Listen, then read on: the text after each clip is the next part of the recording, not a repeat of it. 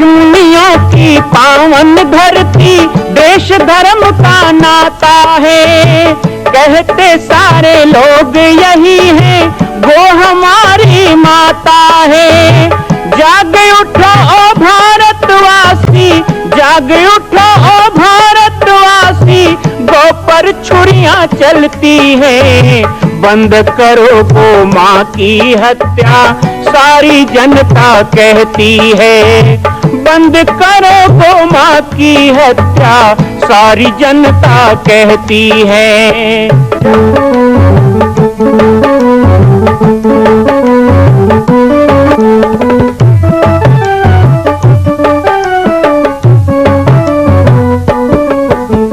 जगह जगह पर बूचड़ खाना, लाखों गौएं कटती हैं। किसे सुनाए व्यथा हमारी, नैना नीर बहाती है। रक्षा करना गौ माता की, रक्षा करना गौ माता की, गीता ज्ञान सिखाती है।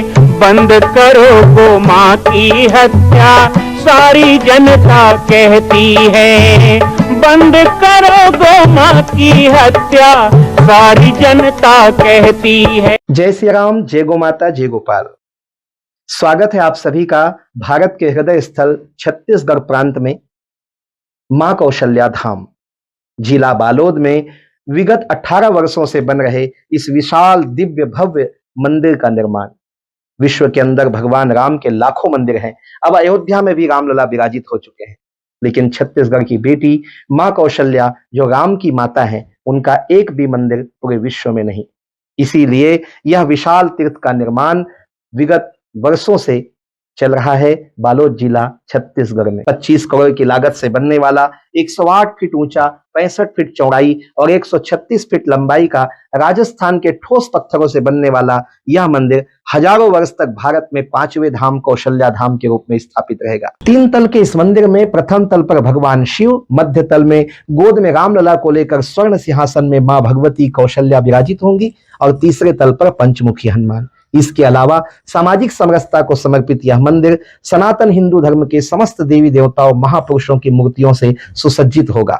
आप सब एक एक मूर्ति का संकल्प भी इस मंदिर के लिए कर सकते हैं। ध्यान रखिएगा, यह अवसर बार बार नहीं मिलेगा, क्योंकि 2026 में मां कौशल्या का दिव्य भव्य धाम स्थापित हो जाएगा। मां कौशल्या विराजित हो जाएगी। एक बार पुनः आप सबको निवेदन करूंगा, आइए, जुड़िए और सबको जोड़िए इस विशाल तीर्थ के निर्माण में। मैं राम बालक दास महात्यागी आप सभी को आह्वान करता हूं, संपूर्ण प्रदेश एवं देशवासियों को, कि जिस तरह रामलला के दिव्य भव्य मंदिर के लिए आप सब ने मुक्त हस्त से दान दिया है, इसी तरह मां कौशल्या के एकमात्र विश्व के प्रथम धाम के निर्माण में आप सभी मुक्त हस्त से दान दें। यह दान 3 आहुति के रूप में लिया जा रहा है। हम 1100, 1700, 5100, 11,000, 21,000, 1 लाख, उससे भी अधिक जो भी राशि करना चाहें 2025 और 26 के अंतर्गत 3 बार देने का संकल्प लेंगे। ओम श्री सीतारामाभ्याम नमः। श्री जानकी वल्लभो विजयते। जय सिया राम, जय गो माता, जय गोपाल। आइए एक बार पुनः बाबा जी की पाती कार्यक्रम में रामायण पाठ के कार्यक्रम में आप सभी का स्वागत है। रामायण पाठ, श्री रामचरितमानस के पठन पाठन से हमारा तन मन निर्मल हो जाता है। जिस तरह शरीर को स्नान की आवश्यकता है, जिस तरह हमारे आत्मिक ज्ञान के लिए अध्यात्म की आवश्यकता है, इसी तरह व्यवहारिक ज्ञान और इस संसार से, भवसागर से पार उतरने के लिए इस कलिकाल में हमें रामचरितमानस की आवश्यकता है। रामचरितमानस को रचने वाले गोस्वामी तुलसीदास जी महाराज ने रामचरितमानस में बहुत ही सुंदर पारायण विधि का भी वर्णन किया है। रामायण का महत्तम और पारायण विधि को जाने बिना जो कोई रामायण का पाठ करता है, निश्चय ही वह पाठ के संपूर्ण लाभ से वंचित हो जाता है।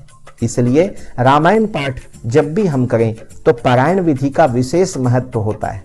आइए आज आपको इस भाग में हम पारायण विधि के बारे में विस्तृत बताएंगे भी, और आप सभी के साथ पारायण विधि करके आपको पारंगत भी करेंगे। रामायण पाठ के इस कार्यक्रम में आज पुनः एक बार सभी को परमात्मा के प्रेम और श्री रामचंद्र जी के गुणानुवाद से जोड़ने का प्रयास करता हूँ। भगवान मर्यादा पुरुषोत्तम श्री रामचंद्र जी का गुणानुवाद, जिसे गोस्वामी तुलसीदास जी कहते हैं माया मनुष्यो हरि। भगवान ने मनुष्य के रूप में अवतार लिया, मनुष्य रूप में लीला की। वो संसार को ये संदेश देते हैं कि मैं स्वयं परमात्मा हूँ, लेकिन परमात्मा बोध से नहीं, मैं मानव के रूप में लीला करूँगा। भगवान की तरह लीला करूँ तो लोगों को लगेगा ये तो भगवान का कार्य है, हम कैसे अनुसरण कर सकते हैं। लेकिन एक मानव के रूप में मैं लीला करूँ तो सारा संसार, समस्त मानव जगत मेरा अनुसरण करेगा। भगवान के अनुसरण की प्रक्रिया में रामचरितमानस को गोस्वामी तुलसीदास जी ने ढाला। इसलिए श्रवणश्च मननश्च चिंतनश्च अनुसरण, श्रवण करें, मनन करें, चिंतन करें और जीवन में रामचरितमानस की पंक्तियों को अक्षरशः पालन करने का संकल्प लें। रामचरितमानस की पवित्र पारायण विधि से अब आप सभी को जुड़ने के लिए मैं आवाहन करता हूँ। बाबा जी की पाती के माध्यम से आप आसन लगाकर बैठें और आइए मेरे साथ पारायण करते हुए पारायण को सीखें। बहुत ही सुंदर तुलसीदास जी की प्रार्थना के साथ समस्त चारों भैया और सपत्नीक उनकी प्रार्थना के साथ तुलसीदास जी ने पारायण विधि का वर्णन किया। तुलसी कर नमस्तुभ्यं मिहा गच्छ शुचिव्रत नैवेद्य उपविश्येदं पूजनं प्रतिगृह्यताम्। ओम तुलसीदासाय नमः। श्री वाल्मीकि नमस्तुभ्यं मिहा गच्छ शुभप्रद उत्तर पूर्वयोर मध्ये तिष्ठ गृहस्व मेचनम्। ओम वाल्मीकाय नमः। गौरीपते नमस्तुभ्यं मिहा गच्छ महेश्वर पूर्व दक्षिणयोर मध्ये तिष्ठ पूजां गृहाण में। ओम गौरीपते नमः। श्री लक्ष्मण नमस्तुभ्यं मिहाम गच्छ सह प्रिय याम्य भागे समातिष्ठ पूजनम संग्रहान में। सोम से पत्निकाय लक्ष्मणाय नमः। श्री शत्रुघ्न नमस्तुभ्यं मिहाम गच्छ सह प्रिय पीठस्य पश्चिमे भागे पूजनम स्वकृष्व में। ओम श्री सपत्निकाय शत्रुघ्नाय नमः। श्री भरत नमस्तुभ्यं मिहाम गच्छ सह प्रिय पीठकस्योत्तरे भागे तिष्ठ पूजा गृहान में। ओम श्री सपत्निकाय भरताय नमः। श्री हनुमन् नमस्तुभ्यं मिहाम गच्छ कृपानिधे पूर्व भागे समातिष्ठ पूजनं स्वकीयो प्रभो। ओम हनुमते नमः। रक्ताम्भोजगलाभिरामनयनं पीताम्बरालंकृतं श्यामांगं त्रिभुजं प्रसन्नवदनं श्रीसीतया शोभितं। कारुण्यामृतसागरं प्रियगणैर्भ्रातादिभिर्भावितं वन्दे विष्णुशिवादिसेव्यवनिशं भक्तेष्टसिद्धिप्रदम्। आगच्छ जानकीनाथ जानक्या सह राघव गृहाण मम पूजां च वायुपुत्रादिव्युतः।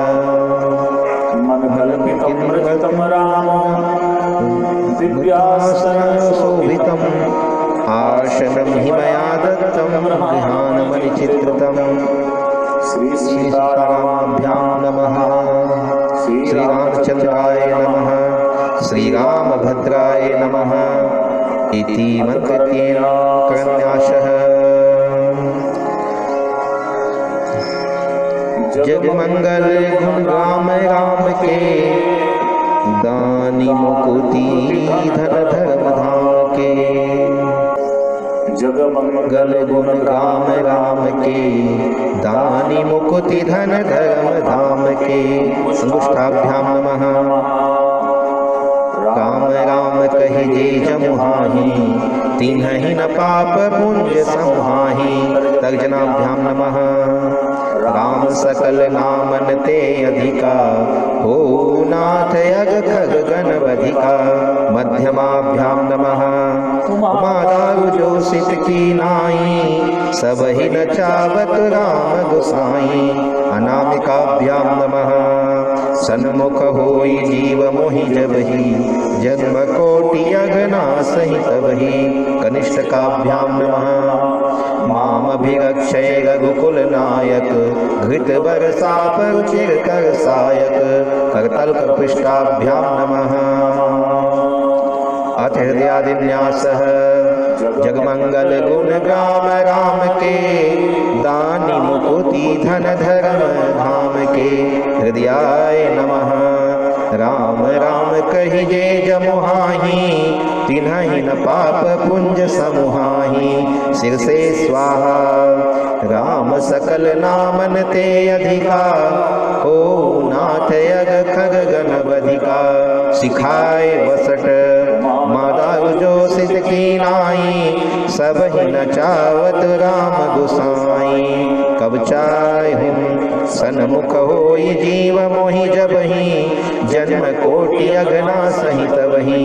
नेत्राभ्याम वसट मामभिरक्षय रघुकुल नायक, घृत बर चाप सिर कर सायक। अस्त्राय फट ध्यानम मामवलोकय पंकज लोचन, कृपा विलोकनि सोच विमोचन। नील तामरस श्याम काम हरि, हृदय कंज मकरंद मधुप हरि। जातु धान बरूथ बल भंजन, मुनि सज्जन रंजन अग गंजन। वो सुर शशि नव बिंद बलाहक, असरन शरण दीन जन गाहक। फल विपुल भार मही खंडित, धर दूषण विराज बद पंडित।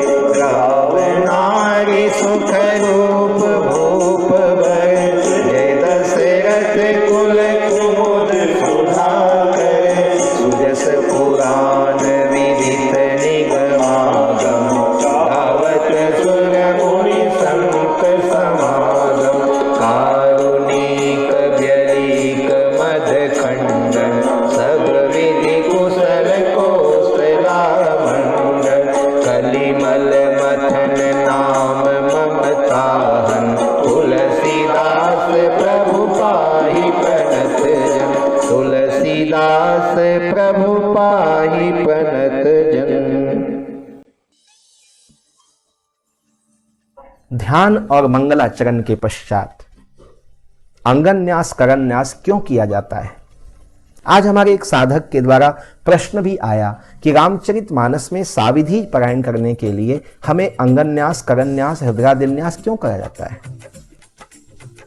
जिस तरह युद्ध में जाते समय एक सिपाही के लिए, एक योद्धा के लिए कवच धारण करना आवश्यक होता है, इसी तरह प्रतिदिन प्रातः काल स्नान करना, ये बुरी वृत्तियों से बचना। अणु अणु परमाणु में कई प्रकार के बुरे विचार और बुरे तत्व प्रवाहित होते रहते हैं, जो आपके मन मस्तिष्क को प्रभावित करते हैं। यदि आप सदा पवित्र रहें, शौच आदि के समय हाथ पैर धो करके पवित्रता से और पवित्र वस्त्र धारण करके रखें, तो ऐसे ही अपने आप बुरे विचारों से दूर रहेंगे, बुरी वृत्तियां आपको छू नहीं सकेंगी। जब हम कोई पवित्र कार्य करते हैं तो उस पवित्र कार्य के पहले हमें कवच धारण करना होता है, और कवच से भी पहले अंगन्यास करन्यास अर्थात संपूर्ण अंगों को, विचारों को समाहित करना। और इसी तरह से हमारे हृदयादिन्यास में हम विभिन्न प्रकार के अपने विचारों से लेकर के सभी बाह्य बाधा से मुक्ति पाने के लिए कवच का अनुष्ठान करते हैं। श्री रामचरितमानस में गोस्वामी तुलसीदास जी ने रामचरितमानस की चौपाइयों के द्वारा ही हमें अंगन्यास करन्यास हृदयादिन्यास बताया। इसके माध्यम से हम संपूर्ण बुरे विचारों से मुक्ति प्राप्त करते हैं और पूरे शुद्ध विचार से पवित्र भावना के साथ रामायण पाठ का प्रारंभ करते हैं। रामायण पाठ के प्रारंभ के समय हम सभी देखते हैं कि जब भी हमारे मन में कोई बुरी विचार आती है तो हमें उबासी आती है, जमुहाई आती है, आलस्य आता है। लेकिन जो अंगन्यास, करन्यास, हृदयादिन्यास करके अपने शरीर को संपूर्ण तरह से बांधकर और विचारों से अभिभूत होकर इस पाठ को करता है तो श्री राघवेंद्र रामचंद्र जी के पावन चरणों में उनकी भक्ति सुदृढ़ हो जाती है। आज रामचरितमानस पाठ के माध्यम से हमने पारायण विधि का दर्शन किया।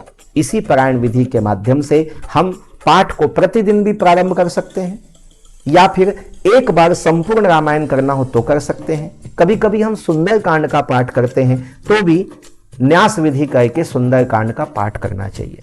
वैसे भी न्यास विधि करने में मुश्किल से 2 मिनट लगते हैं। आपको याद हो जाए तो और कम समय, प्रतिदिन भी आप ये न्यास कर सकते हैं। इससे आपके शारीरिक, मानसिक, वैचारिक शुद्धता आपको मिलती रहेगी। मां कौशल्या के धाम का निर्माण प्रारंभ हो चुका है, अब 2026 में पूर्ण होने वाला है।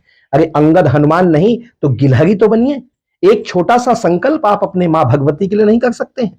यदि आप राम भक्त हैं तो मैं चाहूंगा कि मां कौशल्या के धाम के निर्माण के लिए आप अपने जीवन का एक अंश जरूर समर्पित करें। आइए हमारे नीचे चल रहे व्हाट्सएप नंबर और अकाउंट डिटेल पर संपर्क करके अपने जीवन का एक अंश लगाकर आप भी पुण्य के भागी बने।